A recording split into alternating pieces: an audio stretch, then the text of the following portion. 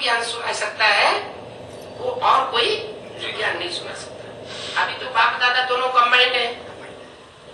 Combined माना एक ही शरीर में दोनों सुप्रीम सोल बाप भी है और एक ही शरीर में दादा, दादा माना बड़ा भाई ब्रह्मा की सोल भी है। बड़ा भाई कौन है इस सृष्टि का?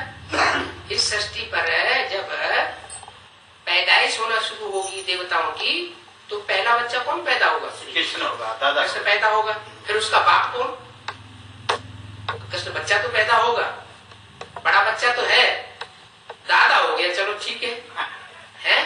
लेकिन उसका बाप कौन? लक्ष्मी नारायण।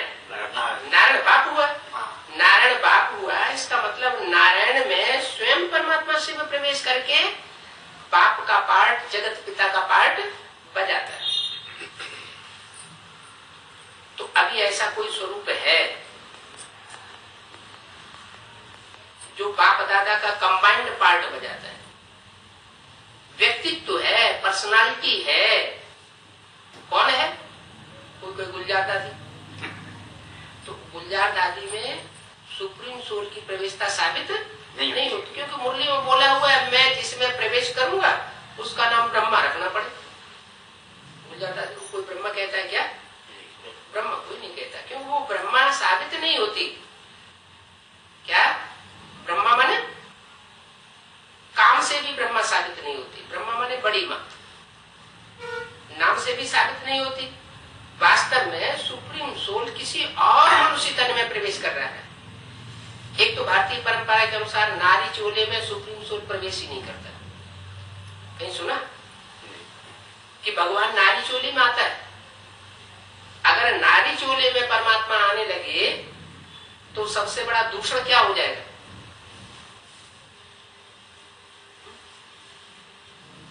पुरुष तन में परमात्मा आता है तो सभी मिल सकते हैं, और स्त्री चोले में अगर परमात्मा आता है तो सब पुरुष नहीं मिल सके।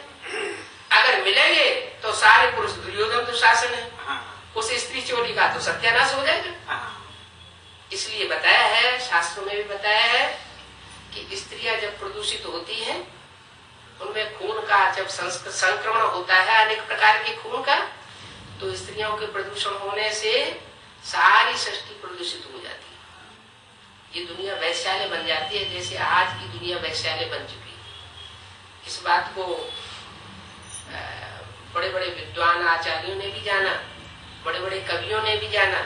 तुलसीदास जी ने 500 साल पहले ही कह दिया, भय वर्ण शंकर सबे। क्या इस दुनिया में कोई ब्राह्मण नहीं रह गया, सब वर्ण शंकर हो गए। वर्ण शंकर जानते हैं? अनेक प्रकार के छोटी बड़ी जातियां मिक्स हो जाती है। ब्राह्मण और भंगी की स्त्री को भगा लाए तो संक्रमण हो गया ना, वो वर्ण संकर संतान पैदा होगी। तो वो बच्चा बाप की बात को मानेगा? नहीं मानेगा, क्योंकि खून बिगड़ गया। तो परमात्मा बाप ये बात समझाते हैं कि मैं जिस चोले में आता हूँ वो चोला पुरुष तन ही चाहिए, स्त्री चोला नहीं चाहिए। तो बाप दादा दोनों कहते हैं अब देही अभिमानी भव, आत्मा ही एक शरीर छोड़ दूसरा लेती है।